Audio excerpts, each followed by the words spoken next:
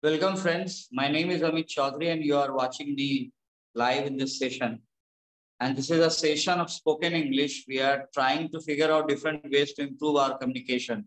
So, when you try to improve your communication, you have to start thinking in English and start translating in your head. And every expression that you think, you have to find the right words and the right syntax and the right structure to express it. So we will be working on grammar, we will be working on vocabulary, we will be working on your simulation for various situations. And we will be teaching you personality development and how to handle an extempore and how to be confident on stage and how to be doing a good presentation, how will be participating in a group discussion very efficiently, and how to perform in an interview. All these things will be taught. So today, I'm gonna talk about a few topics. So this is a reminder that spoken English is something which you have to practice. So what I am doing, I am giving you certain topics and expecting you to prepare a sort of speech on it and send it to me on my WhatsApp number 977-141-9108. And I will do a personal verification, and I'll validate each and every message, each and every write-up, each and every audio or video file that you send to me. So the topic that we are going to discuss today and is artificial intelligence going to dominate or overcome humanity? Is it possible? The topic is artificial intelligence going to replace humans? And that's a very valid question. So say you get that sort of topic in an interview or in a GD, and you have to talk about it, and you don't have much information about artificial intelligence, you don't have data, you don't have dates, you don't know who invented it, and you don't know the scientific explanation of these things, but still you have to manage the discussion. How will you do it? So I'll give you a demonstration. So even I haven't prepared anything on this topic. I just got this topic in my mind when I started this session, and I just wanted to talk on this topic for 5 minutes. So if the topic is artificial intelligence going to replace humans? So the first part should be of any discussion. If you're starting, you should try to put the context. You should try to introduce the topic, and you should try to explain the topic. So artificial intelligence is a set of software or maybe a computer which is fed with human data. So an artificial intelligence system can have all the human data that was discovered in the entire human history, and it was fed to it. And artificial intelligence system was designed in such a way that they can use that data to answer our queries, and as well as they can perform a data mining or data churning or data analysis to produce new insights, new knowledge. So in a way, they are capable of self-learning.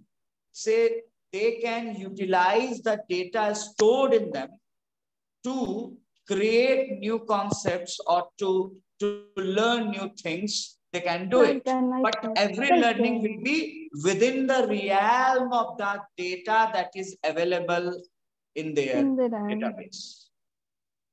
So artificial intelligence system is a sort of smart system, and we expect that an artificial intelligence system can grow in some time and it can get into all the major jobs. Still, you must have heard about many news about Chat GPT and Google Bard.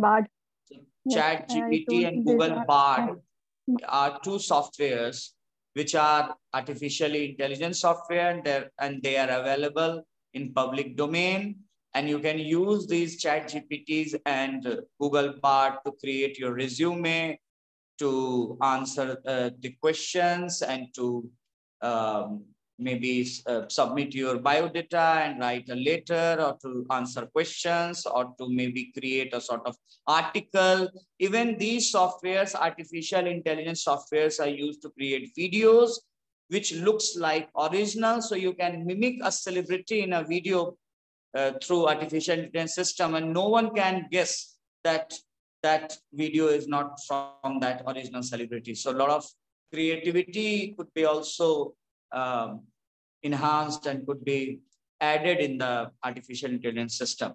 So artificial intelligence system is a smart system, and it is said that in future, most of the work which is mental work and which are labor intensive work, those work which are repetitive works, or those work which need some sort of data analysis, could be outsourced to artificial intelligence system, and human beings will not no more be required for them.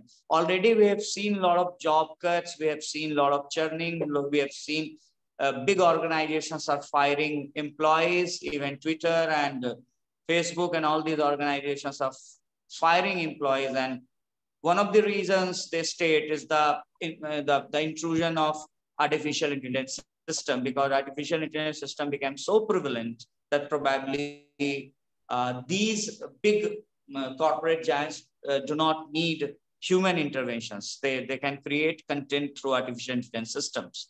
And already they started saying that most of the internet that we see today is not the real internet, but primarily created by artificial intelligence systems. So most of the people that we find on internet are not the real people, but maybe bots. So this is also a sort of conspiracy theory which is there. So this is about artificial intelligence system, but the question is very pertinent. Is this going to remove the human intervention? Is it going to overtake the human jobs? I would rather say that an artificial intelligence system can only use the data which is stored in them. And that data is the human history, which is already there in libraries, in human minds, in various books, in various videos. So history is already there for everyone to access. And even an artificial intelligence system is only capable of storing the historical data and analyzing it and creating insights. But a human mind is quite different. A human mind can create something which is utterly new, a completely new invention, a completely new creative content. So a human mind is quite different from an artificial intelligence system. An artificial intelligence system is confined to its database and its analysis and its tools, but it cannot have that sort of imagination which a human being possesses. A human being can actually create information. A human being can get wisdom. An artificial intelligence system can get information, data, and knowledge, but not wisdom. Wisdom is an amalgamation of knowledge with experience and insights and the understanding of right and wrong, which an artificial intelligence system cannot have. So I think what an artificial intelligence system will do in future, it will replace most of the human intensive, boring jobs, which are very humdrum, which are very monotonous. These sort of jobs will be replaced by artificial intelligence systems. But the real human challenge lies in acquiring new knowledge, applying its imagination, applying its creativity to find a new way. And that new way is innovation. And an artificial intelligence system cannot innovate, it can analyze. So the real challenge for the human being is to get into more creative jobs. We have to change the entire perspective. We have to change the entire paradigm. Our educational system are only teaching us to rote learn, to cram things, and then to vomit those things in the question paper. But if you want to survive in an artificially intelligent system, you have to have learn to create new things. So my perspective is that an artificial intelligence system can never replace human beings. So friends, हमने अभी बात की, आज हम अभी spoken English का class conduct कर रहे हैं और मैंने एक टॉपिक के बारे में अभी आपसे बात किया कि क्या आर्टिफिशियली इंटेलिजेंट जो सिस्टम्स होते हैं वो ह्यूमन रेस को रिप्लेस कर सकते हैं। तो मैंने क्या अभी बोला, मैं चाहूंगा कि जितने मेरे सुनने वाले हैं वो लोग फटाफट कोशिश करें कि एक आर्टिकल लिखें इस आर्टिफिशियल इंटेलिजेंस सिस्टम पे और लिखने की कोशिश करें। तो मैंने क्या बातें बोली, मैं उसको हिंदी में एक बार दोहरा रहा हूँ। मैंने बोला कि एक आर्टिफिशियल इंटेलिजेंस सिस्टम एक ऐसा सिस्टम होता है, तो क्वेश्चन ये है, जीडी का टॉपिक, हमारे डिस्कशन का टॉपिक ये है कि क्या artificial intelligence system human race से जो वर्क है वो छीन लेगा।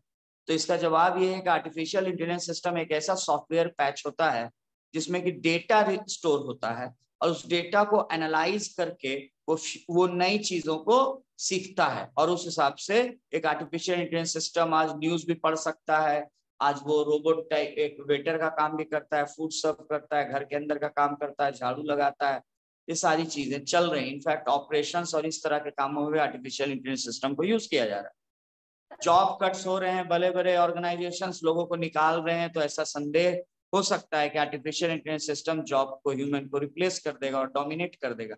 लेकिन मैंने यहाँ पर एक लॉजिक बस इतना बोला कि आर्टिफिशियल इंटेलिजेंस सिस्टम बस अपने डेटाबेस को एनालाइज करके उसी से नया नॉलेज निकाल सकता है, ये कभी भी नया विस्डम क्रिएट नहीं कर सकता। और ह्यूमन माइंड हमेशा एक्सपीरियंस के बेसिस पे जो सीखता है वो बहुत ज्यादा है।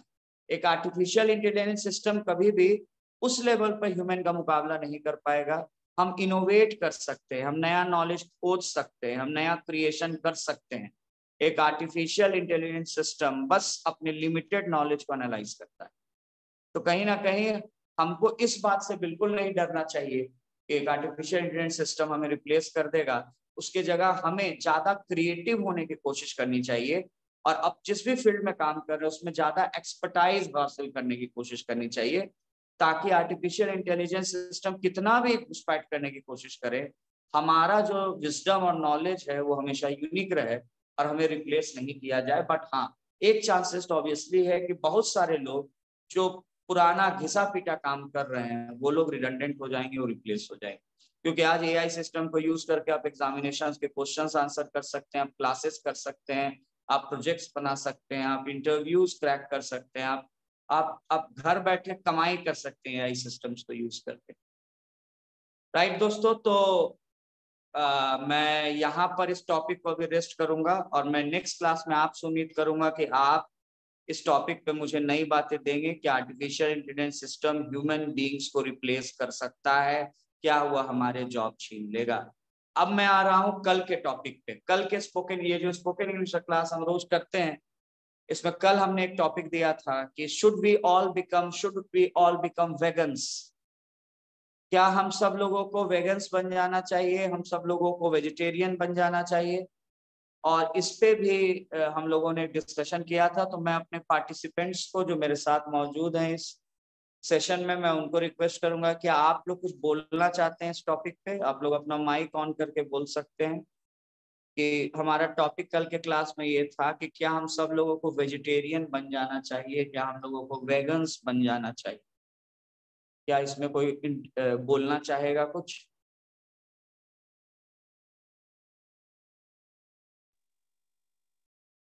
तो मेरे स्टूडेंट्स अगर चाहें तो यहाँ पे कुछ बातें बोल सकते हैं या फिर आप मुझे लिख के भी भेज सकते हैं इस पर एक article.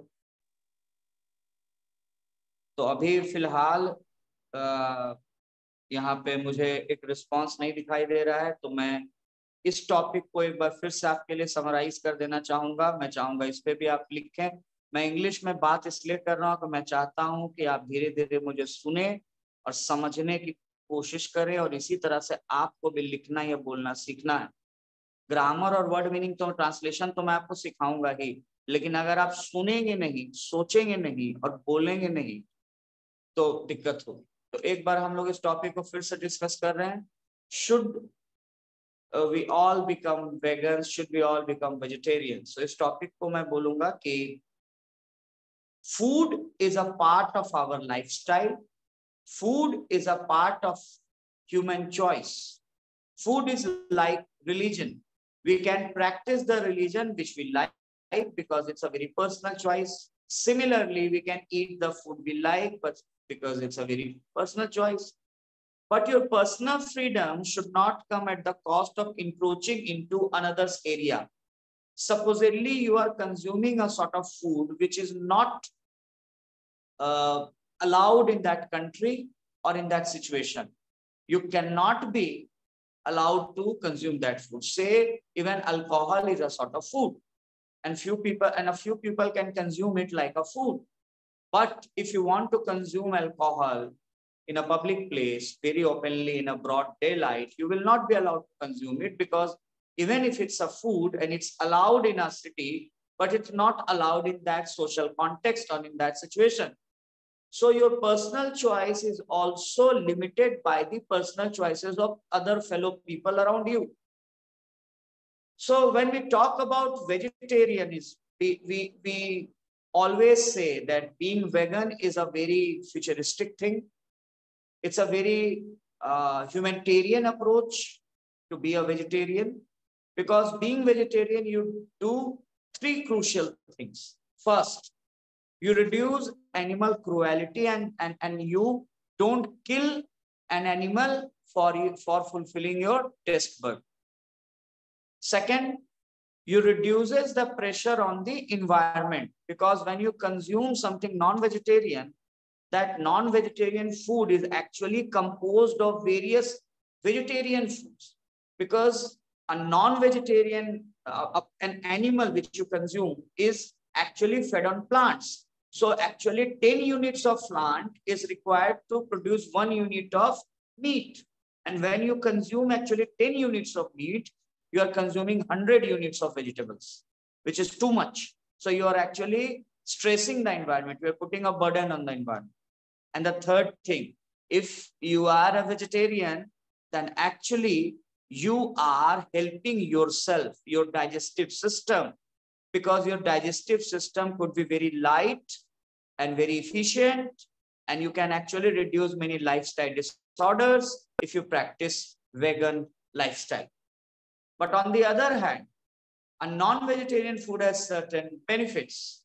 It can give you additional protein. It can give you some sort of amino acids and vitamin B12, which is not already present in in many of the vegetables. So in case you are a complete vegetarian, you have to consume some extra vitamin pills and supplements to help your body to get that sort of amino acid and vitamin B12 and certain proteins. Second, in certain countries, it's not very easy to cultivate fruits and vegetables and do agriculture. So these countries are primarily inclined on non-veg foods, and you have to consume non-veg foods. You have to reside in that sort of country where actually there is a scarcity of vegetables. And the third thing, being a non-vegetarian, you can also do certain jobs very efficiently. If you're an army person, if you're a sports person, if you're a laborer, if you're working in a field which requires a lot of physical strength, you have to get that sort of energy through your non-vegetarian food. And in many cases, if you're suffering from a disease like tuberculosis or anemia, lack of sort of strength, then doctors suggest you to consume certain sort of non-vegetarian foods like fish egg or fish oil or maybe normal egg. So we have seen the pros and cons of both vegetarian foods and non-vegetarian foods. But in a summary, in a nutshell, I would say that human body and human teeth is actually designed to digest both vegetarian and non-vegetarian foods. A goat or a deer cannot consume a non-vegetarian food because their body is not built to digest a non-vegetarian food.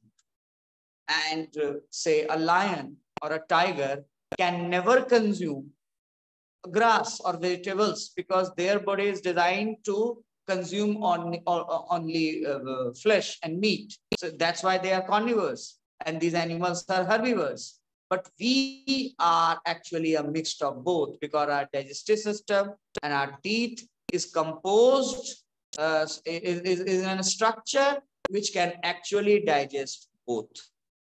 So I would like to say that food is a choice and you have to look at the situation, at the context. But if you're trying to be a vegetarian, you are helping the ecology in a long way. But even if you're a non-vegetarian, it doesn't mean that you should promote animal cruelty, because every time vegetarianism is not related with animal cruelty, and a lot of animal cruelty also happens while cultivation and agriculture. Even a vegetarian person, when he consumes milk, is a sort of exploiting animals, because milks are already taken from those cows who are not feeding their own calves. So actually, even drinking milk is a sort of exploitation of animals. So we have to think these perspectives, and there cannot be any final statement. It's again an individual choice, but to some extent, our diet should have a well balance of both vegetarian and non-vegetarian food. Great. So we have talked about two topics today. We have talked about should we all become vegetarian, and we talked about can artificial intelligence system replace humans, right? Human jobs. So I would request you to work on these two topics and create a sort of write-up and send it to me, or you can also do a sort of speech on Zoom. I'm gonna give you a third topic, and today I'm more focusing on sort of communication, because I'm just recording this lecture, and this lecture is going on YouTube, and you can actually watch these speeches. So the third topic we should talk about, and which is very uh, apt topic for today, is we need to talk about the third topic that I want to produce it is, can religion create wars? क्या religion के कारण लड़ाइयां हो सकती हैं? ये एक topic है जिसको हमें सोचना चाहिए आज के कॉन्टेक्स्ट में, जब हम देख रहे हैं कि आज रिलीजन के बेसिस पे, धर्म के बेसिस पे लोग आइडेंटिफाई करने लगे हैं खुद को, अपनी कम्युनिटी को और दूसरे कम्युनिटी को अलग करने लगे हैं। हम देख रहे हैं कि रिलीजन के मामले में आजकल हम लोग इस तरह से हो गए हैं कि हम लोग कुछ चीजों को सही मानते हैं, कुछ चीजों को गलत मानते हैं, और जो उसके खिलाफ सोचता है उसको हम दुश्मन मानते हैं। हम देख रहे हैं कि आजकल पॉलिटिकल पार्टीज भी रिलीजन के इर्द गिर्द अपना कैंप बना रही है।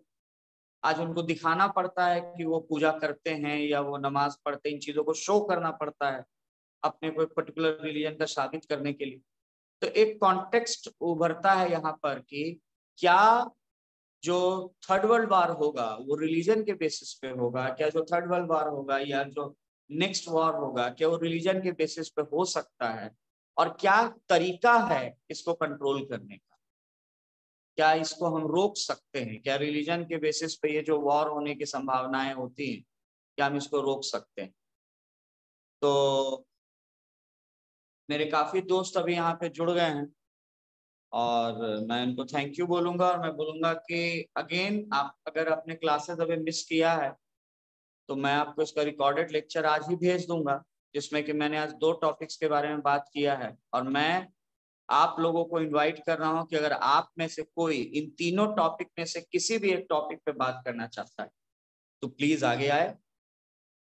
इनफैक्ट अगर मैं ये वीडियो फेसबुक पे डालूंगा, कोई भी चाहता है कि इस टॉपिक पे कुछ लिख कर मुझे भेजे तो काइंडली मैं उसको भेजे मेरे नंबर पे, मैं व्हाट्सएप नंबर पे 9771419108, मैं उसको चेक करूंगा। तो मैं अभी अपने रिस्पोंडेंट्स को बोलूंगा कि हाँ, कि अपना हैंड रेज करें, अपना माइक ऑन करें अगर वो बोलना चाहते हैं इन 3 टॉपिक्स में से किसी पे भी। पहला टॉपिक जो मैंने प्रेजेंट किया था कल भी और आज भी किया है कि क्या हम सब लोगों को वेजिटेरियन बन जाना चाहिए। दूसरा टॉपिक जो मैंने आज प्रेजेंट किया शुरुआत में, जिसका रिकॉर्डेड वर्जन में भेज दूंगा, क्या artificial intelligence system human race को रिप्लेस कर सकता है, क्या वो ह्यूमन जॉब्स छीन सकता है। और तीसरा, क्या रिलीजन वॉर क्रिएट कर सकता है और उसको कैसे दूर किया। तो अगर आप में से कोई भी इनके बारे में एक छोटा सा डिबेट करना चाहता है, बात करना चाहता है, तो प्लीज हैंड रेज करें। सर मैं आर्टिफिशियल इंटेलिजेंस पे बोलना चाहूंगी। हाँ आई प्लीज बोलिए। Want first of all, artificial intelligence. What is artificial intelligence? A machine in which human intelligence are programmed to do a set of particular and repetitive work is called AI. First time in 1955, John McCarthy coined the term of artificial intelligence. And today present, Frey Hinton is called the godfather of AI, and the progress of AI is seen during his reign. And he was also uh, uh, there are two types of artificial intelligence. First of all, it is narrow AI, and second is general AI. We today at present we are using narrow AI. We are not using general AI. Narrow AI in which a single a sing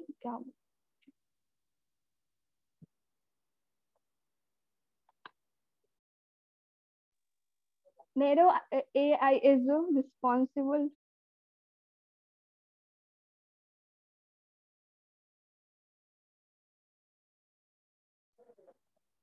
sir बस हो गया।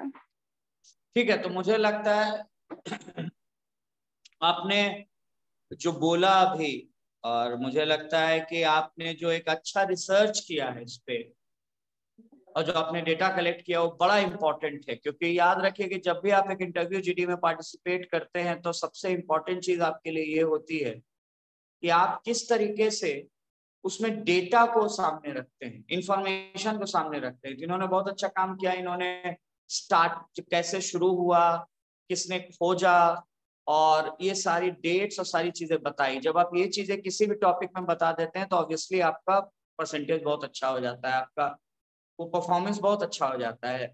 लेकिन बस यहाँ पे मैं बोलूंगा कि जैसे ही आप डेटा इकट्ठा कर ले और सारी चीजों को आप बोल दे, उसके बाद थोड़ा सा अपना पर्सपेक्टिव किसी लॉजिक के साथ बोले। जैसे डेटा के बाद तुरंत ये बोल दें कि आर्टिफिशियल इंटेलिजेंस सिस्टम इसलिए हमारे बेनिफिशियल है क्योंकि ये सारा रेपिटेटिव काम कर सकता है, ये सारा डेंजरस काम कर सकता है। गुफा में किसी को भेजना है लोगों को बचाने के लिए, आग में भेजना है लोगों को बचाने के लिए, तो सारा काम आर्टिफिशियल इंटेलिजेंस सिस्टम कर सकता है, राइट। तो एक क्वेश्चन मैं यहाँ पे, तो आज मैं थोड़ा सा कोशिश कर रहा हूँ कि हम लोग थोड़ा लिखने की जगह आज थोड़ा चीजों के बारे में बात करें। क्योंकि हम लोग क्लासेस में ग्रामर भी देखते हैं, वर्ड मीनिंग भी देखते हैं और ट्रांसलेशन भी देखते हैं, लेकिन थोड़ा सा हम लोग कोशिश कर रहे हैं कि हम लोग यहाँ पे ग्रामर को भी हम लोग बातों को भी सीखे। तो आज मैंने एक नया टॉपिक आपको दिया है कि क्या रिलीजन वॉर क्रिएट कर सकता है और इसको कैसे रोका जाए। तो मैं चाहता हूं कि इस टॉपिक पे आप लोग कुछ क्रिएट कीजिएगा और इसके बारे में मैं बात करूंगा नेक्स्ट क्लास में आपसे इस टॉपिक के बारे में। आज मैं एक छोटी सी बात और करना चाहता हूँ। आज चूंकि हम लोगों ने बात किया कुछ दो टॉपिक्स के बारे में बात की है, आज थोड़ा सा मैं इंटरव्यू के बारे में भी बात करना चाहता हूँ और मैं अपने एक्सपीरियंस को भी आपके सामने इसमें रखूंगा। तो हम लोग अक्सर सुनते हैं कि जब भी आप इंटरव्यू में जाते हैं तो इंटरव्यू के पहले मैं इंटरव्यू के बारे में थोड़ी सी एक दो बात बोलूंगा कि जब आप इंटरव्यू में जाते हैं, और मैंने कैसे एक इंटरव्यू को हैंडल किया। जब आप इंटरव्यू में जाते हैं तो उसके पहले स्टूडेंट्स मुझसे हमेशा मिलते हैं, कभी आईपी कहीं भी किसी भी जॉब के लिए जा रहे हैं, मैनेजमेंट बैंकिंग, तो मुझसे पूछते हैं कि सर बताइए इंटरव्यू में क्या क्वेश्चंस पूछे जा सकते। तो मैं उन स्टूडेंट्स को बोलता हूँ कि देखो ये सवाल तो बिल्कुल बेकार का सवाल है, कोई कभी नहीं बता सकता है कि इंटरव्यू में तुमसे क्या क्वेश्चंस पूछे जा सकते। इंटरव्यू में तुमसे कहा जाता है under the sun anything they can ask you. हाँ, उसके तीन पिलर्स होते हैं। एक एचआर और पर्सनल क्वेश्चंस होता है जिसमें कि आपके इंट्रोडक्शन से लेकर आपका हॉबीज, फैमिली बैकग्राउंड, आपके पर्सनालिटी को समझने की कोशिश की जाएगी। दूसरा क्वेश्चन आपके सब्जेक्ट से रिलेटेड होता है, जो भी आपने एग्जाम दिया है या जो आपका ग्रेजुएशन है या जो आपके स्कूलिंग के डेज रहे हैं उसमें जो आपने सब्जेक्ट पढ़े हैं उसके बेस पे क्वेश्चन। और तीसरा आपसे पूछा जाता है करंट अफेयर्स, या थोड़े से जनरल स्टडीज के क्वेश्चन कि आजकल क्या हो रहा है, और उससे रिलेटेड कुछ हिस्टोरिकल चीज अगर रिलेवेंस रखती है तो उसके बारे में आपसे सवाल पूछे जाते हैं। यही 3 सवाल पूछे जा सकते हैं। अब 3 सवालों को क्रैक करने के लिए तुम क्या करोगे? सबसे पहले अगर तुम्हें जनरल अवेयरनेस को क्रिएट करना है, तुमको करंट अफेयर्स को क्रिएट करना है, तो न्यूज़पेपर पढ़ो। उसका तो और कोई सॉल्यूशन नहीं है। न्यूज़पेपर अगर तुम नॉर्मल पढ़ रहे हो और डीप रिसर्च नहीं भी कर रहे हो तो एक जनरल इंटरव्यू के लायक तुम्हारे पास इनफ नॉलेज आ जाए। जब तुमसे तुम्हारे ग्रेजुएशन या तुम्हारे सब्जेक्ट के बारे में पूछा जाए तो तुम कैसे जवाब दोगे? अगर तुम बहुत कॉन्फिडेंट नहीं हो अपने ग्रेजुएशन के सब्जेक्ट के बारे में या जो भी स्कूलिंग का सब्जेक्ट जो भी तुमसे पूछा जाए, तो हमेशा कोशिश करो कि इंटरव्यूअर को ये गाइड करने की कोशिश करो कि तुम्हारा फेवरेट सब्जेक्ट कौन था और फेवरेट टॉपिक क्या था। बहुत बार इंटरव्यूअर इस बात को अंडरस्टैंड करते हैं कि ह्यूमन माइंड हर टॉपिक को अंडरस्टैंड करने में कैपेबल नहीं।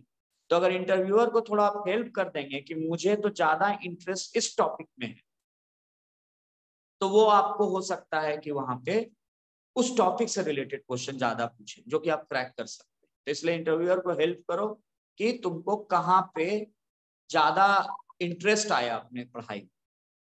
और अगर तुमसे एचआर क्वेश्चंस या तुमसे तुम्हारे बैकग्राउंड के बारे में क्वेश्चन पूछा जाता है, तो मैं अपने लाइफ का एक एग्जांपल देता हूं कि मैंने एक क्वेश्चन को कैसे फेस किया।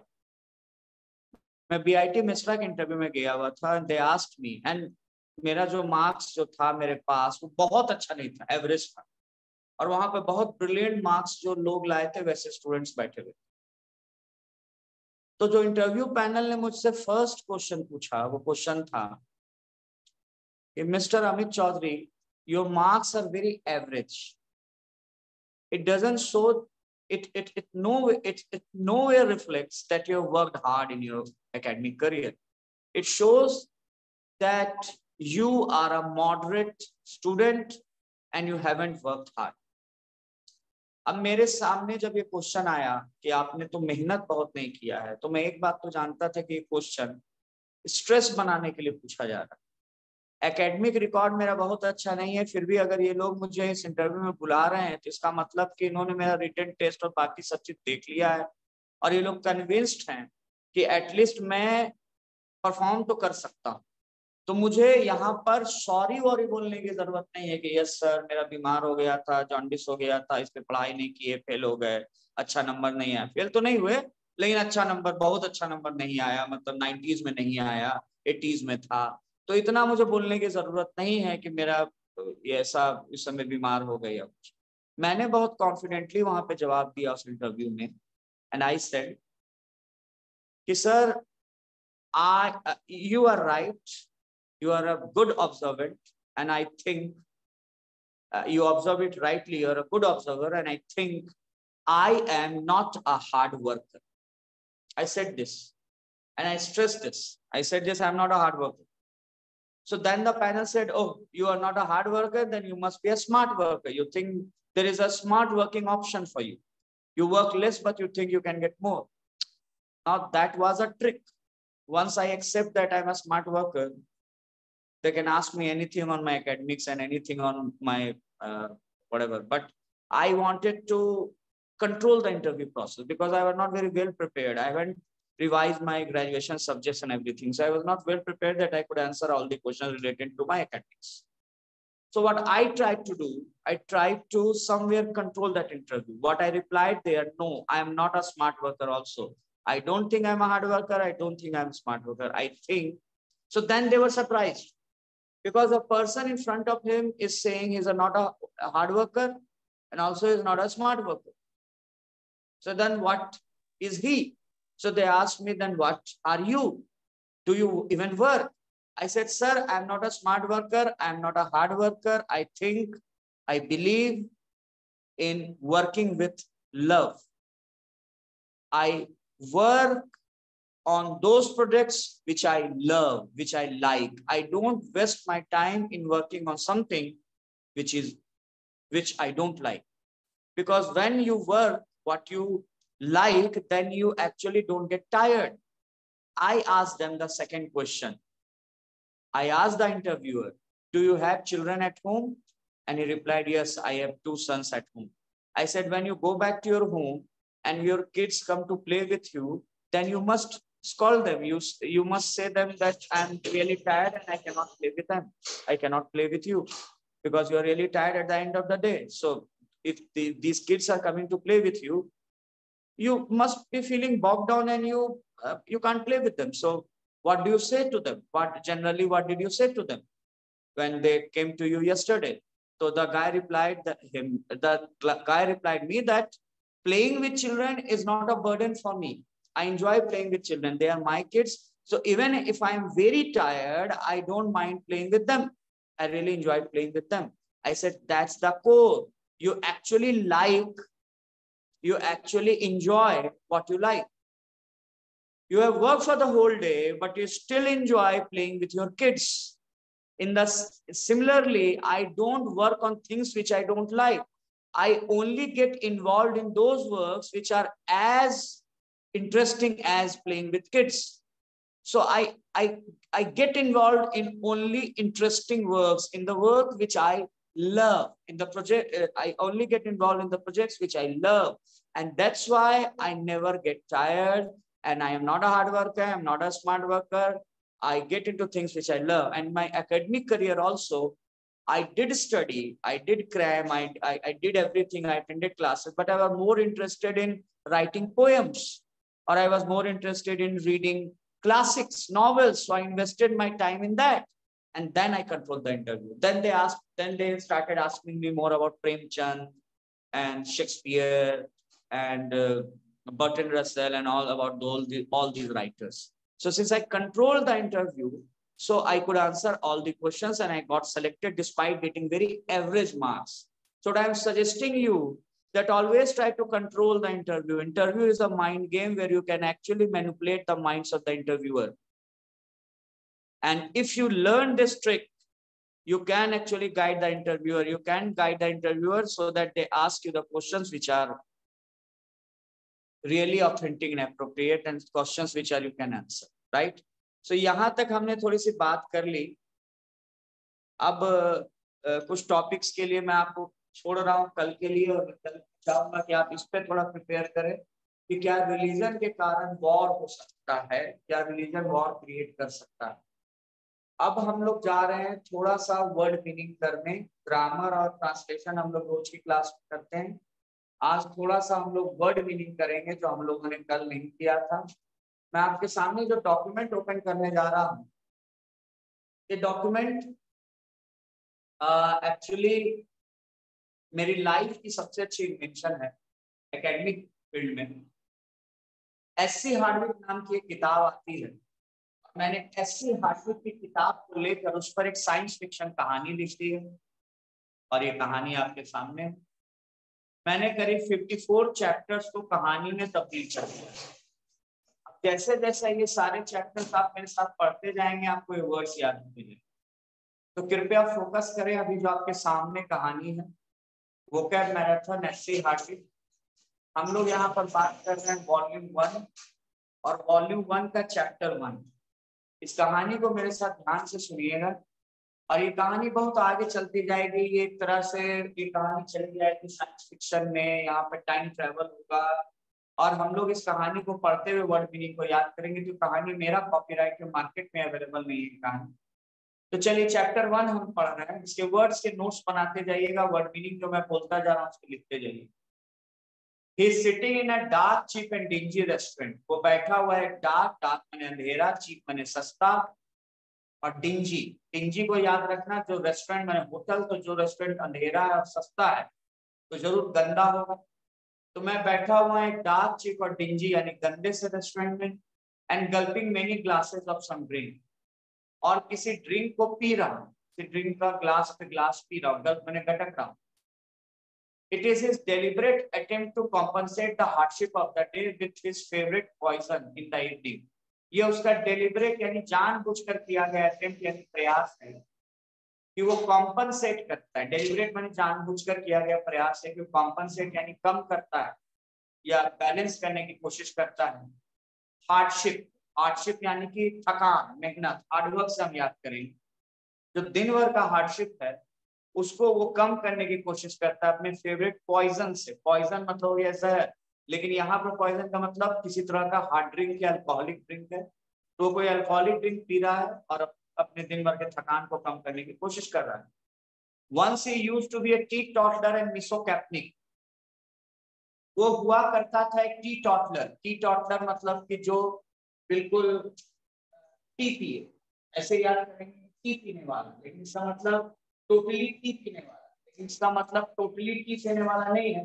इसका मतलब है जो शराब ना पिए, someone who abstains from alcohol, जो शराब से दूर रहे, तो एक टीटॉटलर है। और मिसोकैप्निक, मिसोकैप्निक मतलब होता है जो सिगरेट से दूर रहे, टोबैको से दूर रहे। तो वो सिगरेट और ये इंसान जो है ये सिगरेट और टोबैको से दूर रहा करता था। He could never sit in such a shabby place, वैसे shabby यानी गंदी जगह में कभी बैठ ही नहीं सकता था। He used to feel claustrophobic in such a confinement, उसको ऐसे confinement में यानी बंद जगह में क्लस्ट्रोफोबिक यानी घुटन फील होता था। क्लस्ट्रो मतलब क्लोज्ड और फोबिक मतलब डर, डरने वाला।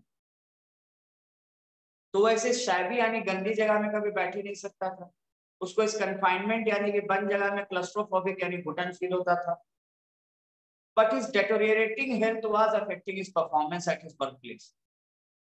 लेकिन उसका deteriorating जो हेल्थ था, deteriorating मतलब गिरता हुआ, उसका जो डिक्लाइन होता हुआ गिरता हुआ हेल्थ था, वो इफेक्ट कर रहा था यानी प्रभावित कर रहा था उसके परफॉर्मेंस को at his work place.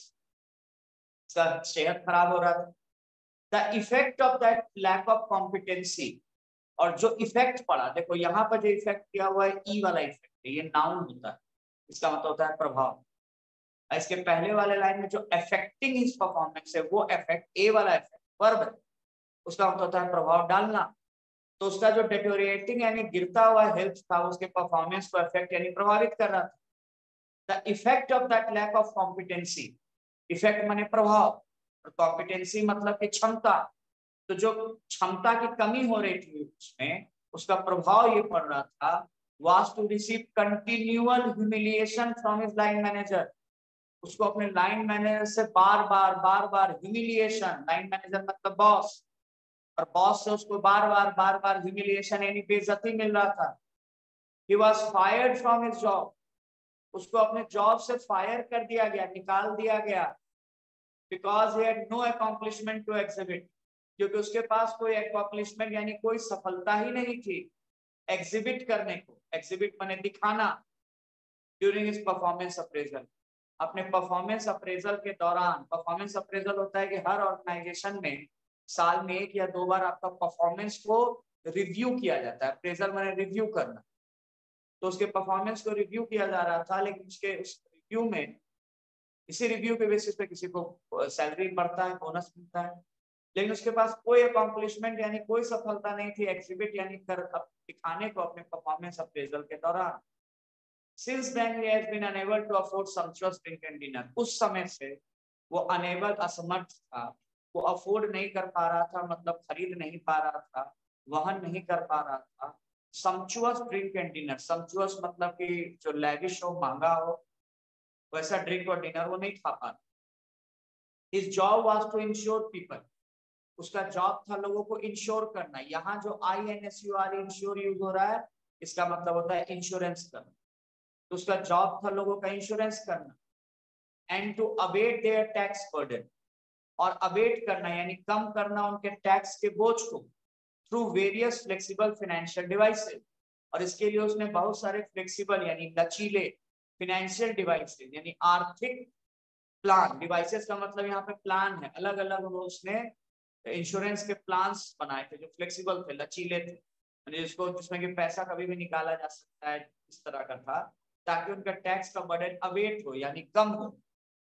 He assured them of exemption from unwanted taxes, उसने assured किया, उनको भरोसा दिलाया कि वो exempt करवा देगा, यानी कि अपने कस्टमर्स को भरोसा दिलाया कि वो exemption यानी छुटकारा दिला देगा unwanted taxes, यानी जो बेकार के टैक्सेस लगे हुए हैं उसे वो मुक्त करा देगा। He devised formidable strategy, उसने डिवाइस किया यानी कि खोजा, डिवाइस करना मतलब खोजा, फॉर्मिडेबल स्ट्रैटेजी, फॉर्मिडेबल मतलब हो गया अचूक या परफेक्ट या जो अमेजिंग ऑसम हो, वैसा डिवाइस किया उसने, खोजा, फॉर्मिडेबल यानी अचूक स्ट्रैटेजी, स्ट्रैटेजी मतलब होता है प्लान। टू वू मतलब आकर्षित करना, जैसे जादू से लोगों को खींचा जाता है वैसे वू।